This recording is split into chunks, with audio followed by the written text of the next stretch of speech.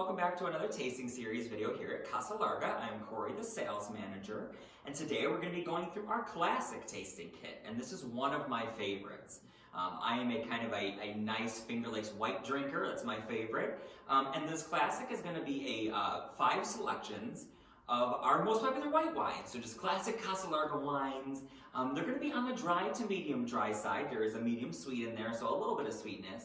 But these are going to be more on the dry and medium dry side, and it's a really just nice classic Casa Larga white flight, which is why we love it. So again, moving into the tasting kits, if you've watched one with me before, then you can either just listen again or fast forward through this. We're just going to go through the 5 S's on tasting. So we get that question a lot. What is the right way to taste? And again, the right way to taste is however it works for you to get the taste of the wine that you're looking for. But of course, there is a way that you're doing wine tasting, especially if you're looking to do a bunch of wine tastings, or if you're wondering how people judge competitions.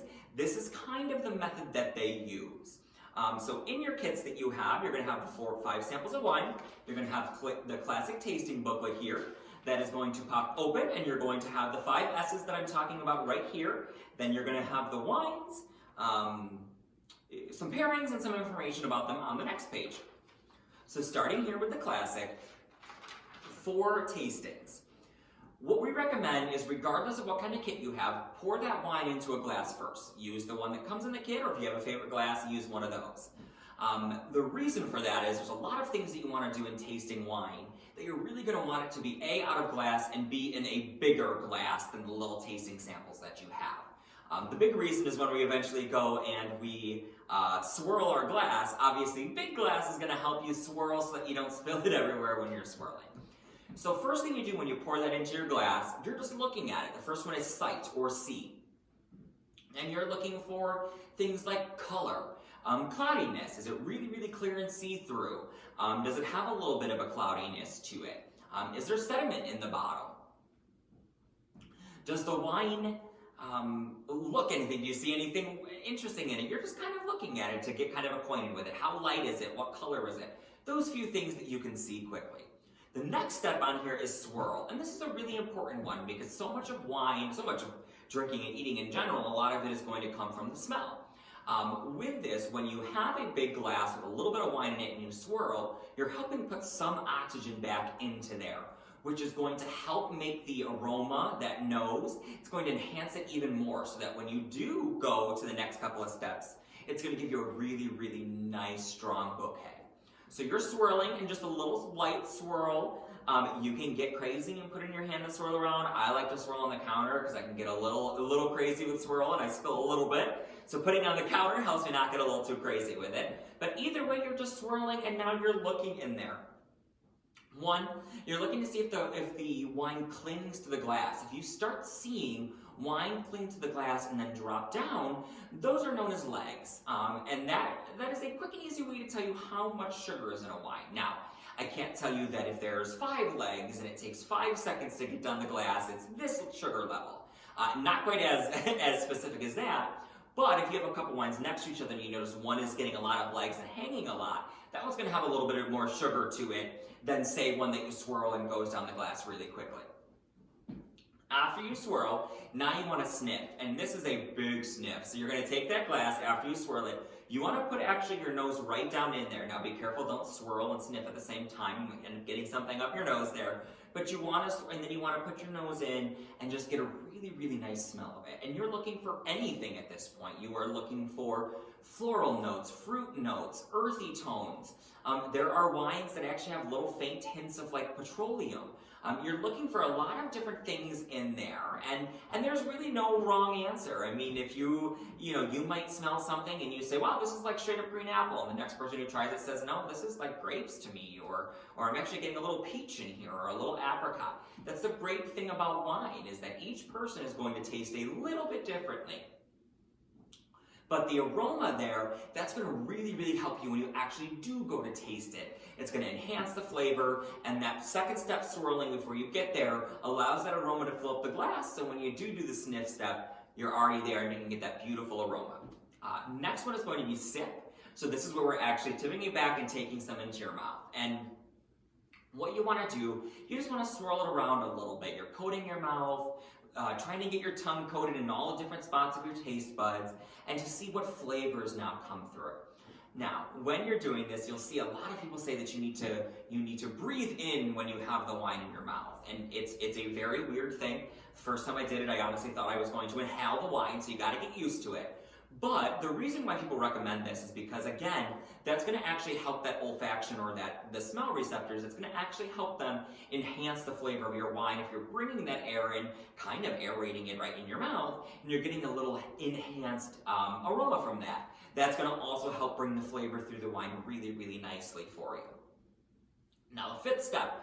This one goes back and forth. If you're tasting a lot of wines or you're in a competition, this is where you see spitting. And spitting there is for a lot of reasons. One, when you actually drink products down, it can change the flavor a little bit. Not a ton, but it can alter the flavor a little bit. The main reason, though, too, is when you are going, say you're in a competition and you're judging 30, 40, 50 wines.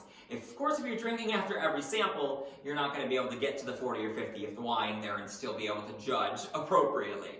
So spitting helps you be able to try a lot of wines. You get the same exact flavors, all the tasting and everything. It just obviously you don't drink it down, so you're not consuming the alcohol component, which is nice, of course, if you're driving or you just want to taste something but you don't want to drink it. Really, really nice way to do so. So that one would be spit, or in our case, if you are going to drink that, then you can either do savor or swallow, and that's essentially just drinking it down and just enjoying it. So that's what we do most of the time in the wine shop and when we're at home. So that last one is a little interchangeable depending on which route you want to go with it. So that's kind of a quick and easy way to do a tasting. Like I said, as you're going through this, whatever you find that works, if you find that, there's certain ways that you like to do things, go for it. As long as you're getting what you want out of the tasting, then the tasting is right for you. So as we move on, again, we're going to go through some of our really, really classic white wines, which is a really, really great set. We're also going to briefly in the first part here touch on oaked versus unoaked wines, which is really, really cool. So starting right on the sheet here, we have our Vineyard Hill Riesling. And Vineyard Hill Chardonnay. Riesling's going to come a little bit later. So Vineyard Hill Chardonnay starting with. Now this is an unoaked Chardonnay. So a lot of people have weird feelings on Chardonnay, and I'll be completely honest with you. Oaked Chardonnays took a long time for me to get around to. It's not something I tried on first. They've grown on me a lot. But I didn't realize when I first started working here that the part that I wasn't a huge fan of at that time in the oaked Chardonnays was actually the oak. And the Chardonnay itself I really, really liked. So the Vineyard Hill Chardonnay here is great for those people who kind of fall on that same thing. It's going to still be dry like an oaked Chardonnay, but it's going to be way crisper and a lot fruitier. So the oak tends to take out both a little bit of acid and also smooth it out. Without the oak in the Vineyard Hill Chard, you're getting Port Chardonnay just as it is. So very, very crisp, lots of great tropical fruit notes, really, really refreshing. It's a great way to see what Chardonnay tastes like without all of some of the other methods that we go into, oak aging, things of that sort.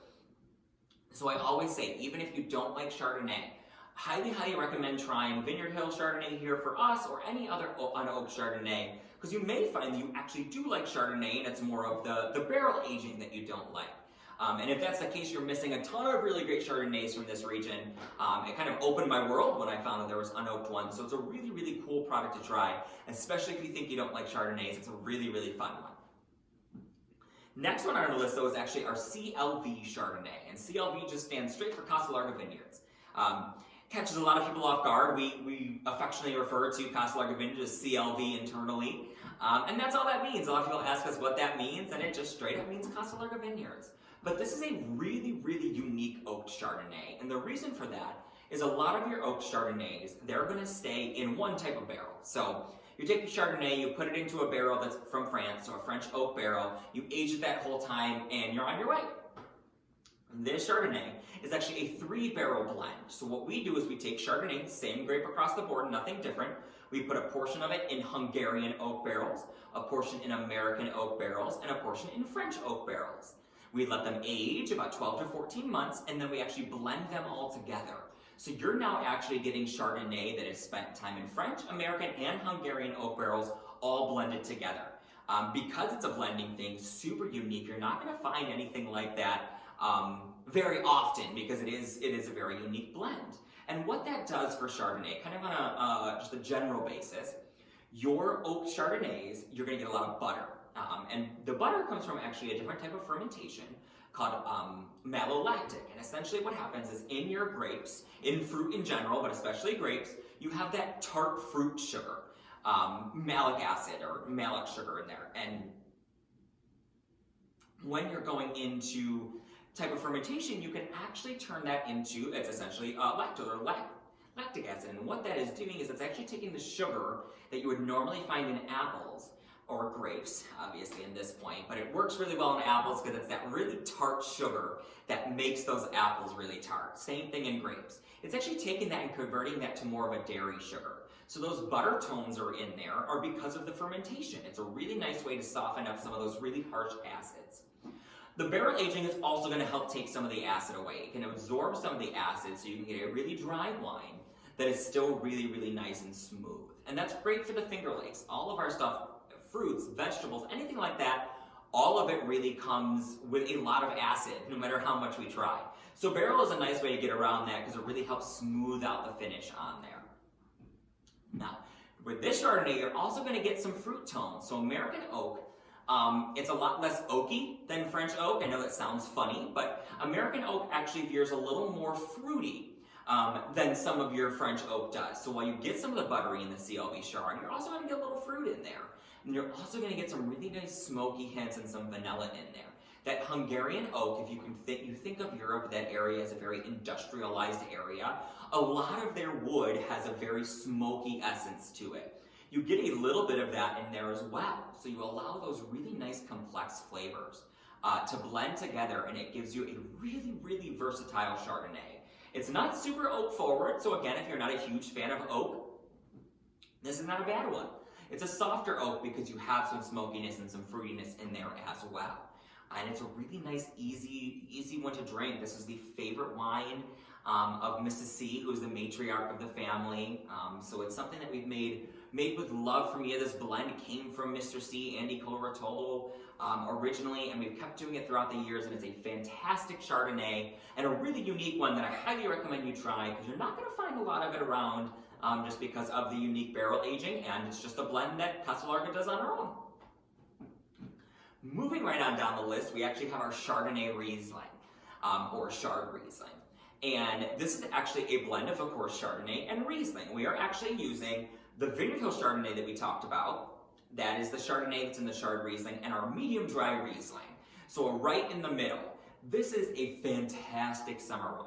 You're going to get the beautiful tropical fruit notes from that Vineyard Hill Chard that we talked about. You're going to get great green apple and citrus from the Riesling.